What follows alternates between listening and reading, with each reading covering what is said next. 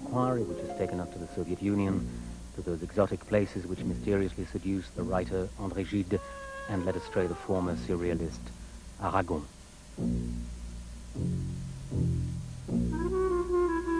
To Algiers, where the writer Albert Camus, one of the noblest figures in our portrait gallery, grew up.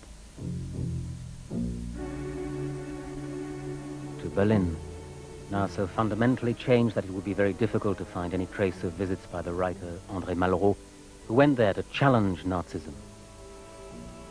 Or of those who, like the writer Pierre Drieux-La Rochelle, came with quite the opposite intention, to worship it. We have followed in the tracks of the writer and philosopher Georges Bataille, and of André Breton, the leader of the surrealist movement. Finally, from Tiananmen Square to Prague and the Berlin Wall, we have looked for signs of the end of an era which was, perhaps, who knows, the golden age of the intellectual.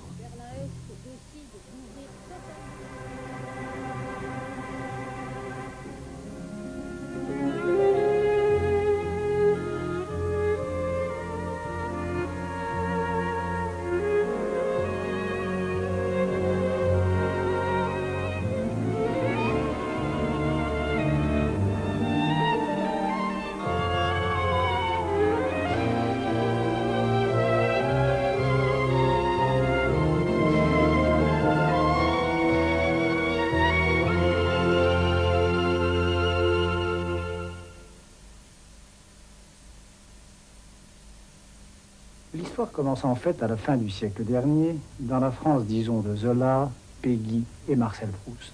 Pourquoi à ce moment-là? Pourquoi pas au temps de Voltaire, Lamartine, Hugo? Parce que c'est là, vous allez voir, que la formule même, les intellectuels, apparaît pour la première fois dans l'histoire de notre langue.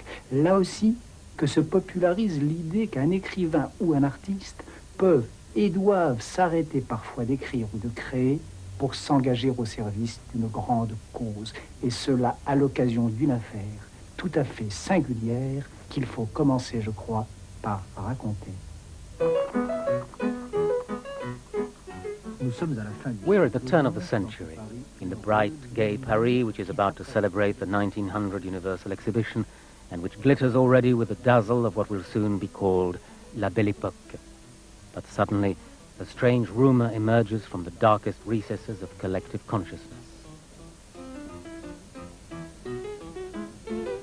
A French army officer, Alfred Dreyfus, is accused of spying for Germany, and because this officer is a Jew, and because he has the gall to proclaim boldly his innocence, challenging the authority not only of the judicial system, but, even worse, of the French army, he becomes the focus of an incredible anti-Semitic hate campaign. Amongst those leading the pack against him is the France of the old guard, which never really acknowledged the institution of the French Republic and sees behind Dreyfus a dark plot to sully the honor of the country.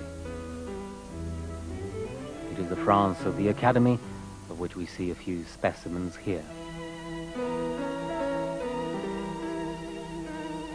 There are the traditionalists and patriotic writers who prefer by far injustice to disorder.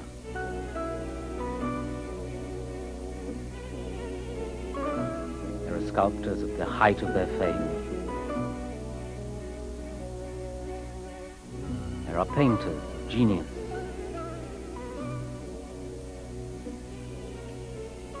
There are also younger men who do not hesitate to cross swords to defend their ideas, polemicists like Léon Daudet, or like the young Charles Maurras, who was one of the leading figures of the French extreme right in the first half of this century, and later became a supporter of Mussolini, Franco, and Pétain.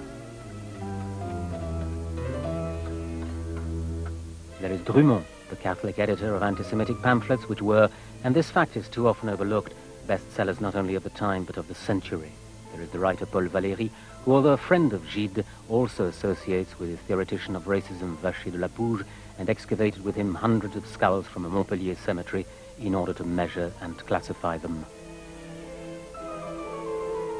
And there is the politician Maurice Barrès, of course, also a great writer, a mentor for the future socialist Prime Minister Léon Blum, Proust, and many other progressive Frenchmen who rants against Dreyfus's ethnic nose, the facial characteristics of a foreign race.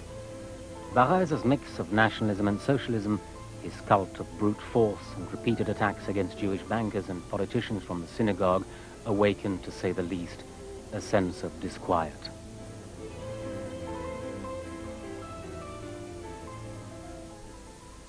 Much of the left at first see the whole affair as only a dispute between two factions of the bourgeoisie, taking the line that if Dreyfus had been poor, there would have been no public outcry.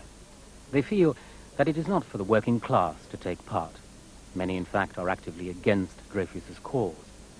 Even the liberal historian Jean Jaurès, later to become one of France's leading socialists and pacifists, hesitates as late as 1897 to take a stand, and 2 years earlier, in connection with the unrest in the French departments of Algeria, was able to write in an unequivocally anti-Semitic manner and ask, why is it that confronted with the extortion methods of Jewish colonialists, there is no serious anti-Jewish movement in Algeria? So, in a France virtually on the brink of civil war, a great deal of confused thinking of this kind somehow gives rise to something akin to a big bang, and it is out of this that our intellectual emerges. Quand je me rappelle, enfin, les journaux que je lisais, les caricatures que je voyais dans ma pieuse famille, eh bien, je suis rétrospectivement très scandalisé. J'ai parlé quelque part de mon voisin d'études qui attrapait des mouches et qui jouait à dégrader Dreyfus. Il arrachait une patte, et puis il arrachait une aile, une patte, une aile.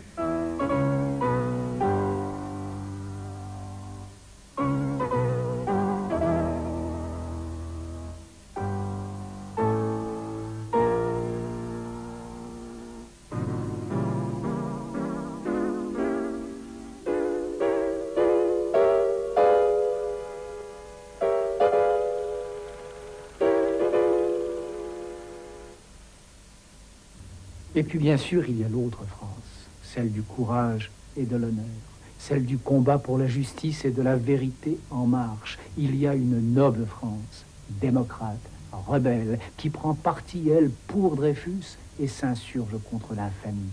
Elle est minuscule d'abord, cette France, minoritaire, isolée, mais voilà qu'avec les années, car cette affaire dure des années, ces quelques-uns deviennent un groupe. Ce groupe, une petite troupe, la troupe, une grande armée, et cette armée, une force immense. Voici, dans l'ordre ou le désordre, les héros du dreyfusisme. At first, there are artists as disparate as the painter of water lilies who signed the first petitions. Or Paul Signac, an anarchist in head as well as heart. Vuillard, as well as Bernard and Félix Vallotton.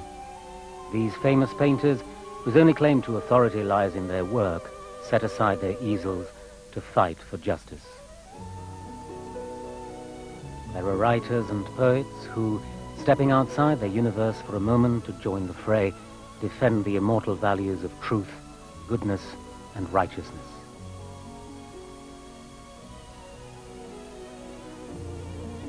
Many influential thinkers signed petitions along with their disciples. As self-styled immoralists, they take up the defense of moral standards.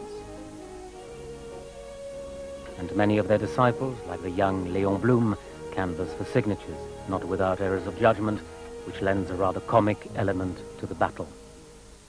Among Dreyfus's supporters, 4 leaders stand out. Bernard Lazare, one of the first to cry out but later forgotten. The writer Charles Péguy, always at the fore of the student fighting in the Latin Quarter. Péguy, with his fervent manner, his cane brandished like a weapon, his "Ça ira, ça ira, ça ira" refrain from the Marseillaise, which becomes the battle cry of Dreyfus's young supporters. There is the writer Émile Zola, too. Although he had always said, "I hate politics, it competes with us novelists," but he nevertheless throws himself into the battle and brings upon himself the wrath of the law, turning the affair into a public scandal.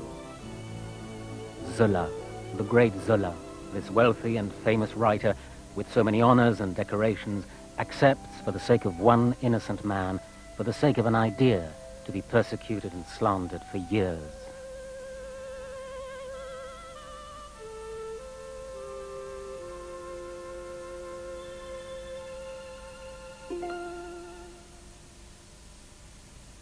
Lastly, Lucien Eyre, an enigmatic figure who operates more discreetly from his librarian's office at the École Normale, persuading one, informing another, obtaining the support of Blum as well as Péguy, and finally Jaurès. Jaurès, who became in many ways the driving force behind the movement and later tried to convert the French universities to socialism.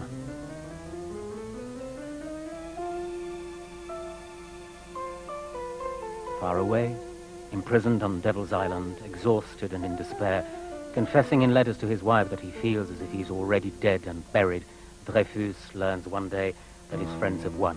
Justice has triumphed. Dreyfus is free. Listen to him. Le 20 juillet 1906 est une belle journée de réparation pour la France et la République. Mon affaire était terminée.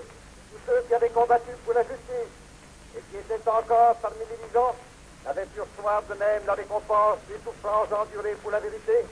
Il était certain qu'ils la trouveraient dans la satisfaction intime de conscience et dans l'estime que leur sacrifice leur avait mérité de la part de leurs contemporains.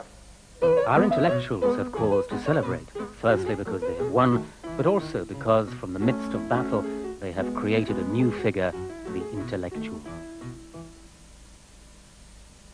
Cela dit, attention, tout n'est pas réglé pour autant et rien ne serait plus faux que d'imaginer une France apaisée, réconciliée avec elle-même et qui communierait tout à coup dans le respect des mêmes valeurs. D'abord, cela va de soi, parce que les vaincus ne désarment pas et que Barès, Maurras, leurs amis continuent de jouir d'une audience très grande, mais ensuite parce que les vainqueurs eux-mêmes, ces militants fraternels, ardents, qui ont lutté au coude à coude pour la défense de leurs martyrs, commencent, maintenant qu'ils ont gagné, de retrouver leurs motifs de discorde et se livrent à leur tour la plus impitoyable des polémiques. On the one side are the bourgeois, or rather those who have become bourgeois, intellectuals turned government ministers, formerly embattled writers who adopt the style and appearance of patriotic and well-behaved little old men. Many of those whose careers were in fact helped along through their support of Dreyfus are now in charge of the Sorbonne as well as the French Republic, which, as a result, became known as the Republic of the Professors. And on the other side, the uncompromising and insubordinate, like the socialist theoretician Georges Sorel and his disciple Édouard Berthe. Or writers like Charles Péguy, furious that their ideals have become a vehicle for political ends and determined to keep alive the spirit of the early days. But unfortunately, overcome by their rage, by their hatred for their former allies who have now become the rulers of the country, they begin talking like the arch-patriot Barès, for example. Down with democracy, Péguy says now, down with universal suffrage, long live the national spirit, long live the instinct of our race, long live France's cannon, as slender and keen as the French youth, long live war, the hope of all true Frenchmen. Poor Péguy. Poor Péguy, who goes to war like the poet Apollinaire, a flower in the barrel of his gun, convinced, as he wrote, that the prime glory is indeed the glory of war. Here we see him in the mud, under the fire of battle which he sought so keenly, driven by the lunacy of his belligerence and nationalistic pride. Here he is, exposed, leading his company, here on a September afternoon in his Brie landscape, which bears so little resemblance to the golden wheat fields of his dreams, where the soldiers from the France of the olden days fought so heroically.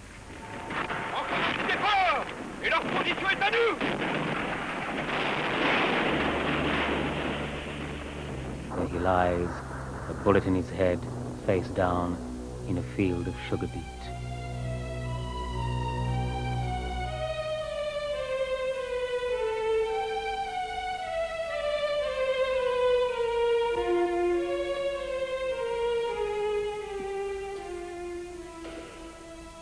So what really happened in these modern catacombs? How did these men react? What did they think of before dying? And those who escaped? Those of our intellectuals who lived long enough to talk about Verdun, the battle of Le Chemin des Dames, What lessons did they learn? What new way of thinking was forged and tempered here amidst the deluge of iron and fire? First, pacifism, of course. Writers like Henri Barbusse, who volunteered in 1914 and became a stretcher-bearer. Or like Maurice Genevoix or Romain Rolland, who, because he was older and so didn't see combat, from the very beginning felt excluded from this bloody communion. Horrified by the slaughter, these writers warned future generations with the famous "never again." But there are also, and this is more important, many very young men who start to discover that, be they pacifists or not, for or against Dreyfus, it is in any case their elders who are leading them to their deaths. In their anger, in their absolute despair, they're like this soldier whom war has driven mad. He is in fact none other than the writer Antonin Artaud.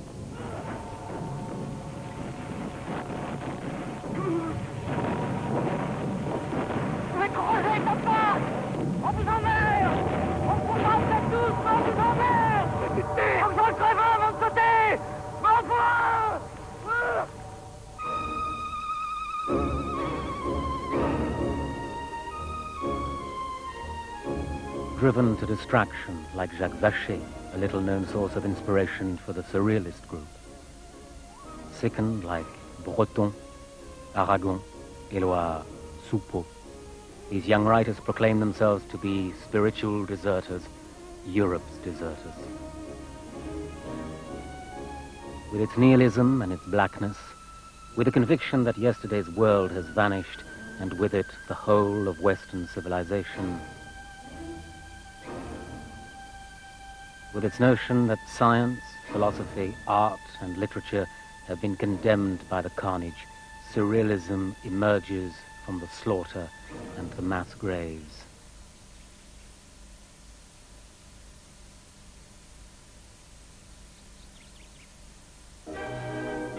And yet, what elation, what happiness. Now that the war is over, how sweet it is to dance among the ruins.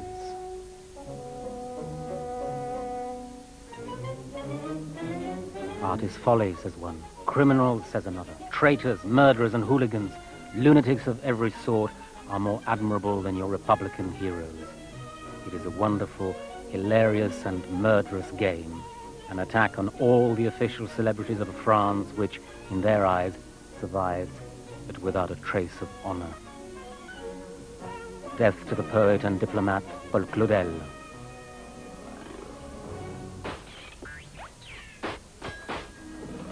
Death to Barrès, who is condemned after what is little more than a parody of a terrorist trial for crimes against the security of the mind.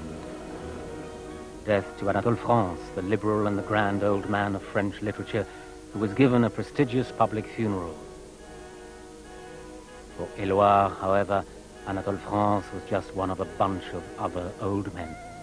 For Soupeau, he was a superficial figure of fun, and for Breton and Aragon, he was a scoundrel surrounded by useless books.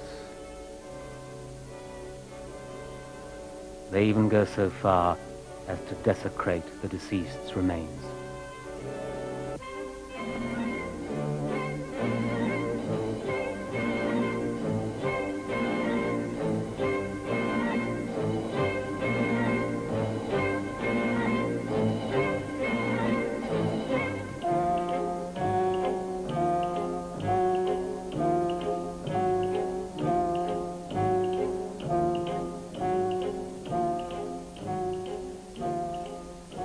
The extraordinary violence of these texts has been forgotten.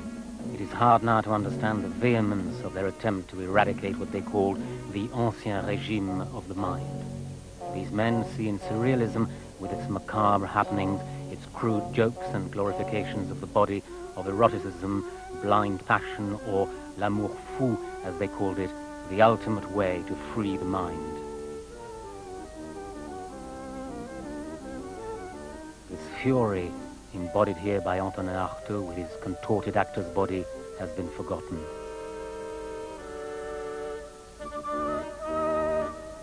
Antonin Artaud était un homme qui avait poussé l'inquiétude corporelle à un degré inconnu jusque-là, et a essayé de traduire cette incertitude totale dans une façon de s'exprimer et d'écrire.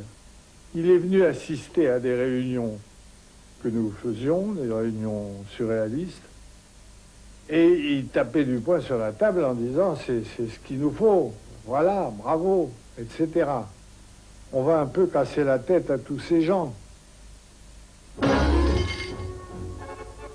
Surrealism and the pathetic. Surrealism and the wonderful.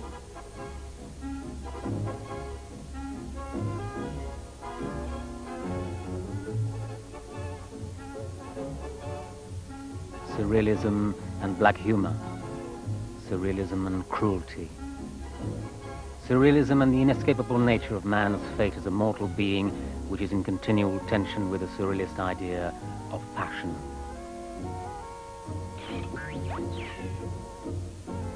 Surrealism and suicide, a recurring theme in surrealism, which many feel is the best and the most definitive solution.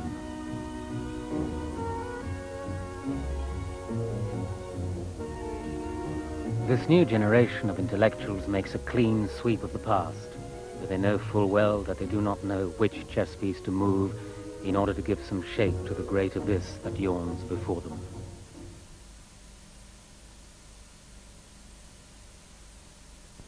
Alors c'est à ce moment, bien sûr, qu'à l'autre bout de l'Europe, presque aux confins du monde, éclate une révolution qui va répondre, et au-delà, à l'attente de tous ces gens. C'est une révolution lointaine, certes, dont n'arrive ici que l'écho. C'est une révolution dont il faudra des années, parfois des décennies, pour mesurer toute l'importance. Mais enfin, il y a dans l'événement, dans le spectacle de ces foules immenses qui secouent soudain leurs chaînes et montent à l'assaut du ciel, quelque chose qui enthousiasme nos intellectuels et qui leur donne le sentiment de répondre à leur détresse et à leur espérance. Cette grande lueur venue de l'Est, qui va non seulement précipiter, mais qui va détourner, désorienter pour très longtemps le cours de toute cette histoire, c'est bien évidemment l'Octobre rouge. Il faut essayer d'imaginer. One must try to imagine the effect in post-war France of the deposition of the Tsars, the insurrection of the army, the fall of so many idols, the sudden disruption, real or imagined, it doesn't matter, of all the ties which only yesterday still held men in servitude. Or the appearance of these strange leaders preaching revolt. It is the world turned upside down. It is the dawn of a new era, a radical alternative to the endless discussion and political maneuvering that they are so used to.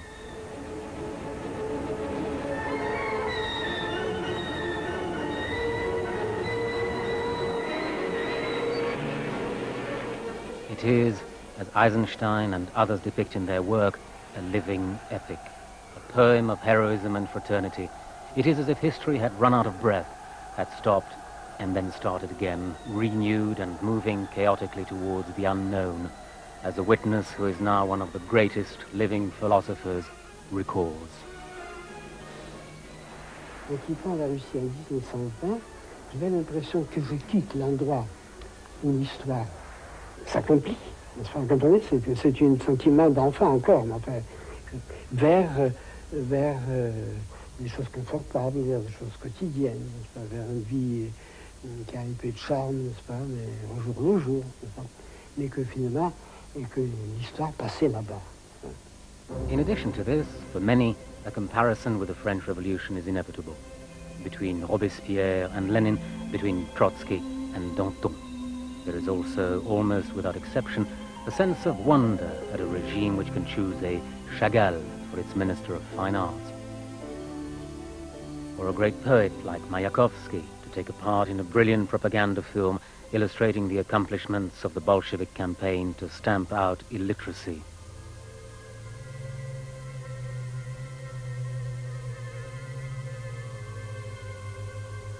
A regime in which not only writers of pamphlets, preachers and speechmakers, but all key cultural figures are given real work to do. It is the dream of our French intellectuals, our dear intellectuals with their pristine white hands, who are almost stunned by the prospect of such a reconnection with the real world. Here in his Red Army uniform is Jacques Sadoul, a French military attaché who decides to stay in Moscow.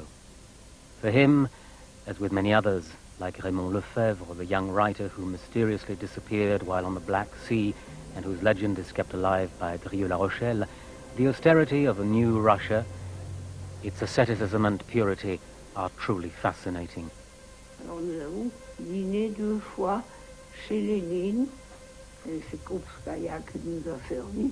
Ils habitaient un petit appartement des anciens serviteurs du Kremlin, dans les, loin des grandes salles, et un petit appartement très modeste.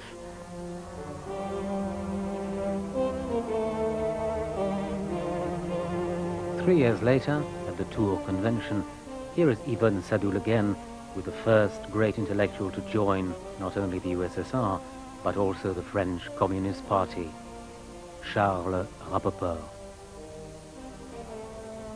Oh là là, c'était un vieil amoureux, là, Rapoport.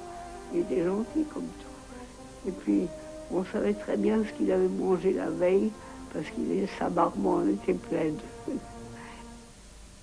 Here is Boris Souvarine, the haughty aristocrat of the communist movement, a Russian-born, naturalized Frenchman who already knew Lenin. He will become the life and soul of the first propaganda groups for the Bolshevik movement. Souvarine m'a fait connaître beaucoup de choses concernant l'Union soviétique. C'était l'homme qui avait fréquenté les sommets de l'internationale communiste. Pas tellement d'ailleurs des soviétiques qui s'occupaient des affaires intérieures de l'Union soviétique, mais les gens de l'internationale. Quoique, Trotsky m'ait dit une fois plus tard que, il était tout petit, on le voyait à peine à la réunion du comité et il disait pas grand-chose. Almost as an echo of the fight for the Dreyfus cause, we have here a group of young philosophers, horribly idealistic, with their little journals and Marxist only in name.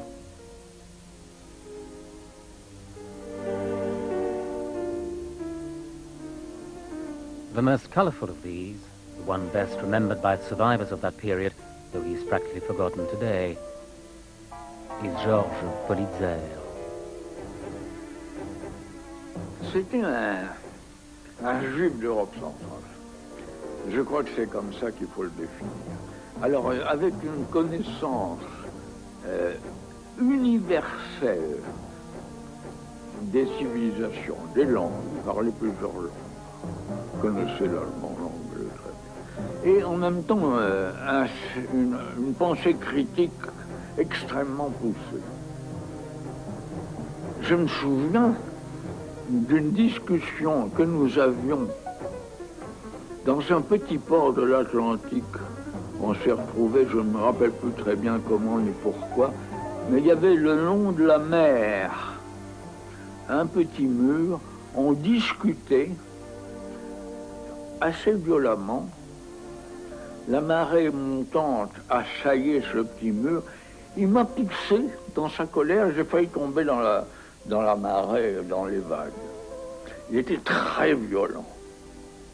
Il avait quelque chose d'héroïque, de très dur, mais de très, pour moi, très séduisant, parce que j'étais beaucoup plus conciliant, je cherchais à comprendre les autres, pas lui, pas lui. Il rejetait, c'était l'homme du refus, dans toute sa force. Here is Paul Nizan, close to Politzer, close to Sartre too, even though Sartre still keeps his distance from the mainstream of the left. Here is Nizan, taking life on as Barrès had urged, with insult and rage always at the ready. Did he become a communist at the École Normale, or in Aden, or here in the streets as he accompanied Jaurès's ashes to the Panthéon?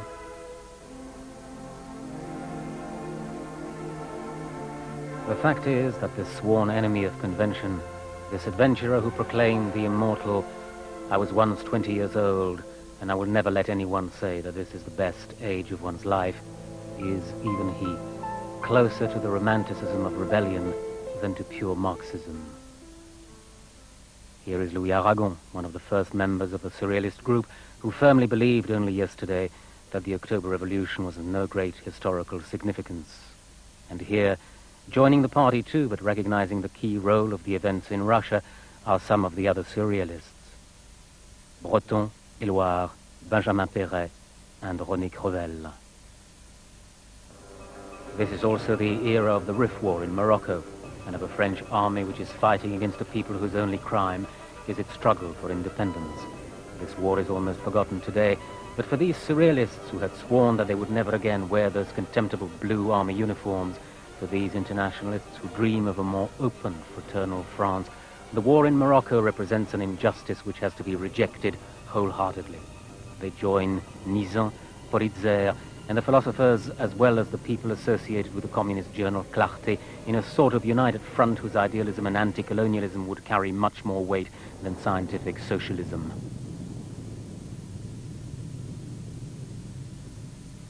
Rue Jacques Callot, près des Beaux-Arts, on loue une salle et il y a une réunion entre le groupe surréaliste avec André Breton, Aragon, le groupe des philosophes et puis divers autres groupes d'avant-garde qui s'appelaient Clarté ou je ne sais plus quoi. Et on fonde à ce moment-là le mouvement révolutionnaire moderne.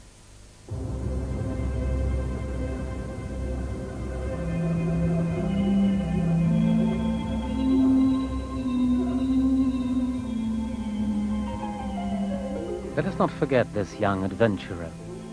He also had read the patriotic writings of Barrès, the future writer André Malraux, later Minister of Culture under de Gaulle, was at that point only known for having fought in China. China, that is, not Russia, but a China of dreams and untruths, and so are things really so different in this case? Should he not be believed when he claims that it was simply the sight of so much tragedy surrounded the uprising of the downtrodden Chinese masses against their cruel oppressors which drove him, and without needing to think twice, into the revolutionary camp?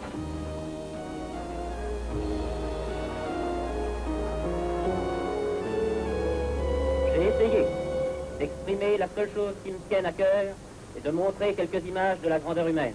Les ayant rencontrés dans ma vie, dans les rangs des communistes chinois, écrasés, assassinés, jetés vivants dans les chaudières et détruits de toute façon, c'est pour ces morts que j'écris.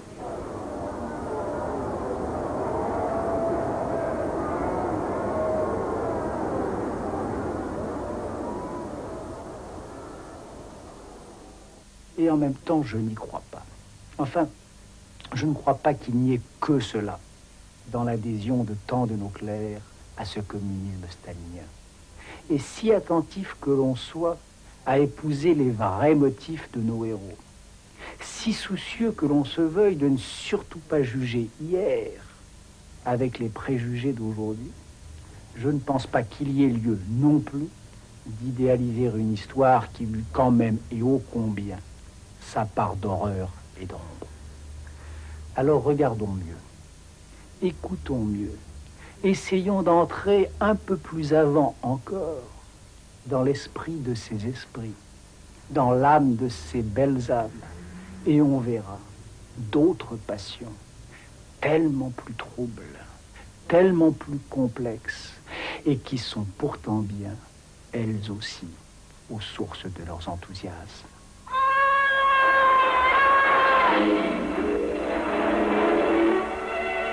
One can understand nothing of the fervor with which people join the communist side if one does not take into account the dream of an ideal new man, whose task is not only to revitalize, but also to negate, erase, and destroy the actual men and women of the new Russia.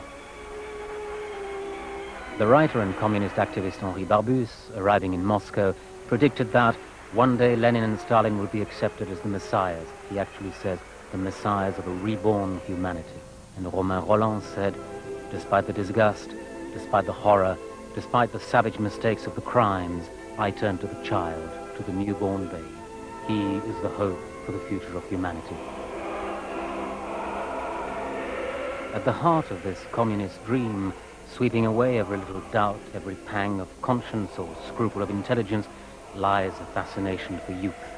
A young generation which would later turn sour on France's communists and fellow travelers, but which now inspires our intellectuals to great hymns of praise.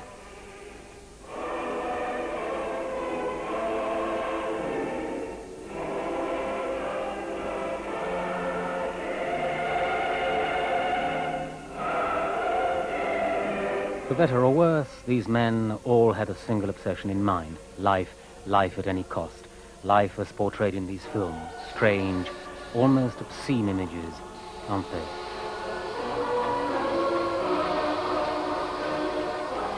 And it is these that Rolland had in mind when his Soviet friends sing the praises of the regime. And it is again these images which inspire him when, bewitched, possessed by who knows what demon, and so eager to rekindle his own zeal, he issues the magic formula which in his eyes excuses all crimes.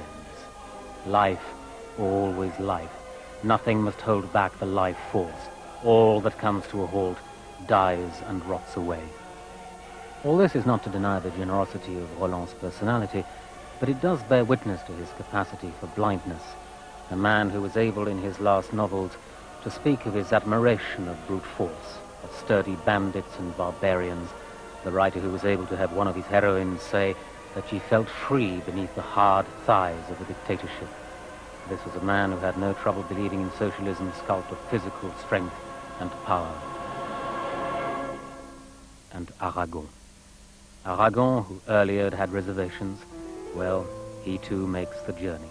Makes it again, this time as a kind of red penitent, apprenticing himself, as the others, to the school of youth, power, and life.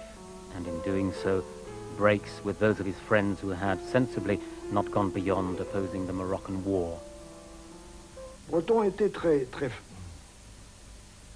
peiné par cette brouille, et il en rendait Elsa responsable. Il a écrit, d'ailleurs, il l'a dit dans ses entretiens, que si Aragon n'avait pas été en Russie avec Elsa, et aussi avec Sadoul, il n'aurait jamais signé le texte fameux qu'on lui a fait signer. Whatever happened, the truth is that Aragon, Barbus, and others adopted the tone of converts, a tone a little like that of their comrades in Moscow, who went about destroying churches, smashing yesterday's idols, driving out the priests of the defunct religion, only to embrace a new religion, with their unshakable belief in the dictator of the Kremlin.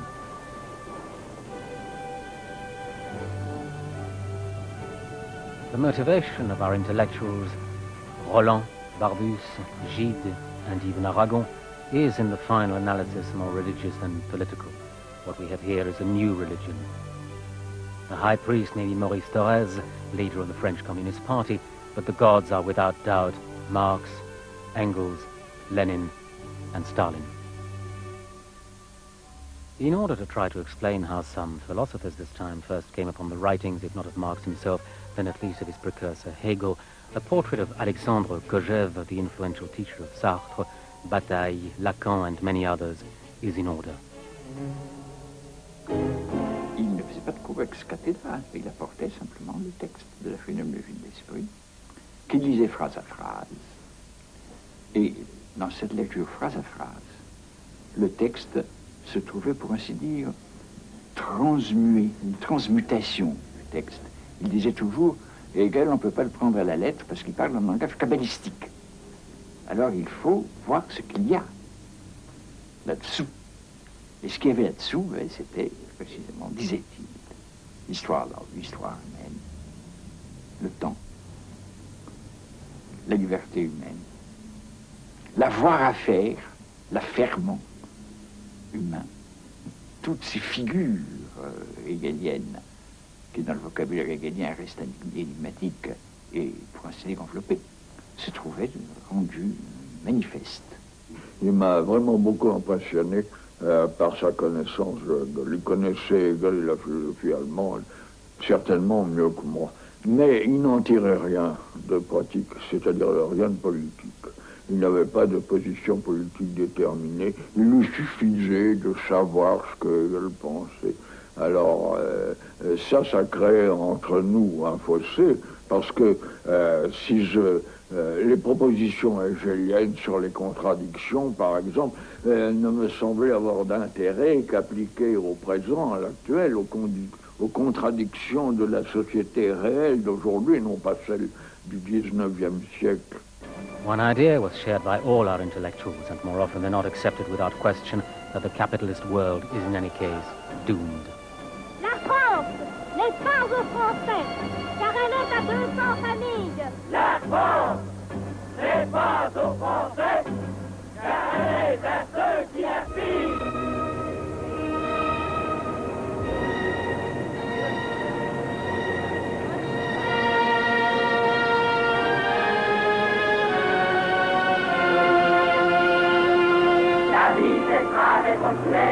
Quand vous aurez tous réunis. Paysans, ouvriers, chômeurs, jeunes gens et jeunes filles, fils du peuple, amis, camarades, le Parti communiste vous appelle.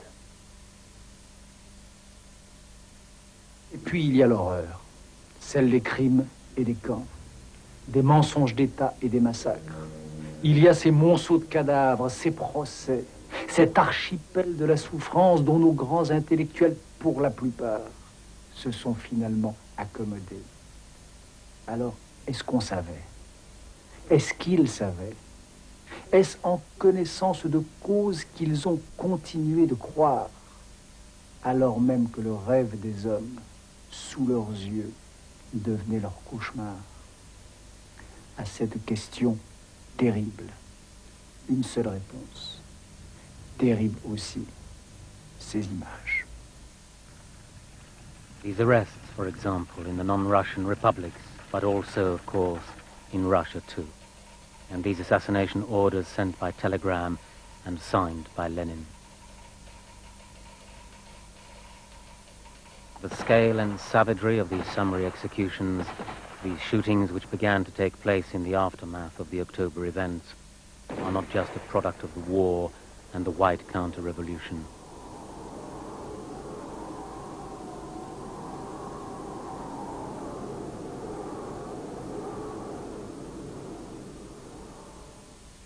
These travelers are arriving at their ultimate destination, Solos, the monastery transformed into a camp. In this new propaganda film, this procession of political prisoners supposedly demonstrate the virtues of re-education through labor.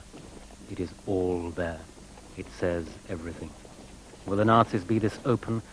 Has there been a tyranny anywhere in the world which has publicized its intentions so plainly?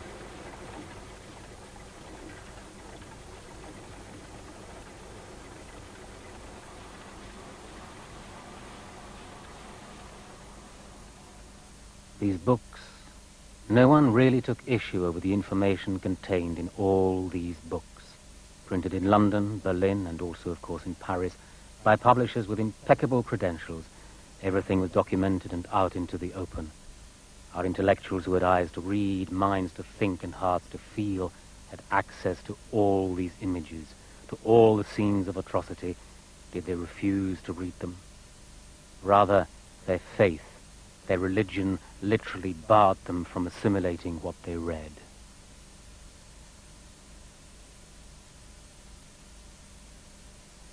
The trials. Everyone knew about the trials. Nearly all our intellectuals at one time or another, when they were not being entertained in Soviet style, visited this columned hall in which were held these strange, these terrifying ceremonies, which were shamelessly called trials.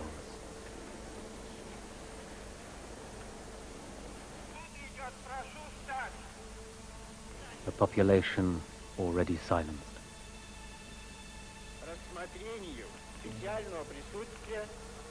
Lies, trickery, Heroes of the revolution transformed into allies of Hitler and Trotsky. False testimonies and binding together torturer and victim, the absurd collusion that Marxism inevitably brought into being.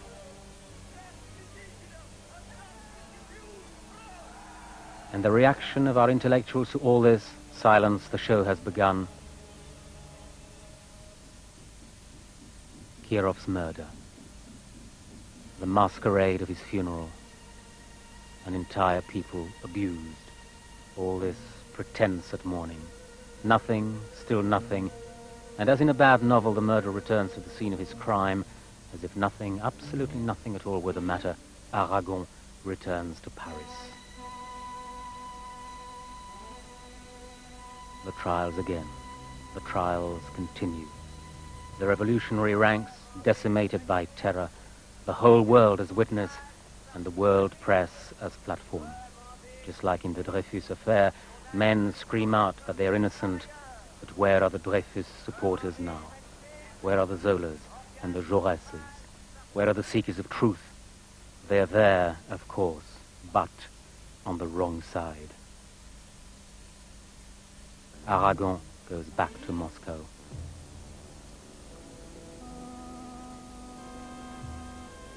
More trials, always trials.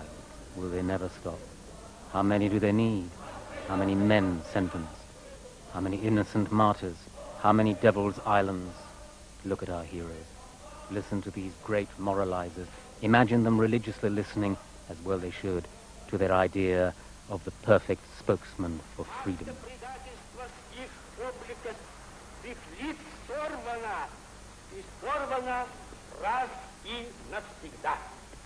Пусть прогремит ваш приговор, как освежающая и всеочищающая гроза справедливого советского наказания.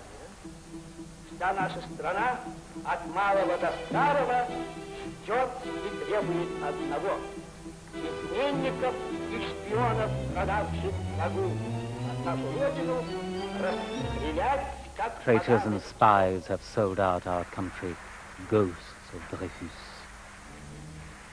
Aragon comes back to Paris. What does the high priest Torres say? What is he so sure about? Of what new form of trial has he made himself the prosecutor? And where are they going? All these men, all these women. Where is Georges Politzer going? He who set off like Jean-Richard Bloch, like Paul Nizan, like André Gide, on the road to freedom. Be patient, for Aragon is going back to the USSR. Le parti communiste de l'Union soviétique ne pouvait être qu'un parti vertueux. Pourquoi ne pouvait-il être qu'un parti vertueux? Parce qu'il avait un autre sens, pour ainsi dire, intériorisé. Toute la substance éthique du mouvement révolutionnaire, vous ne direz même pas depuis 1848, mais depuis Spartacus. Donc tout ça se trouvait, pour ainsi dire, ramassé, saisi, intériorisé dans ce parti, qui ne pouvait être que la vertu même, quoi qu'il fasse.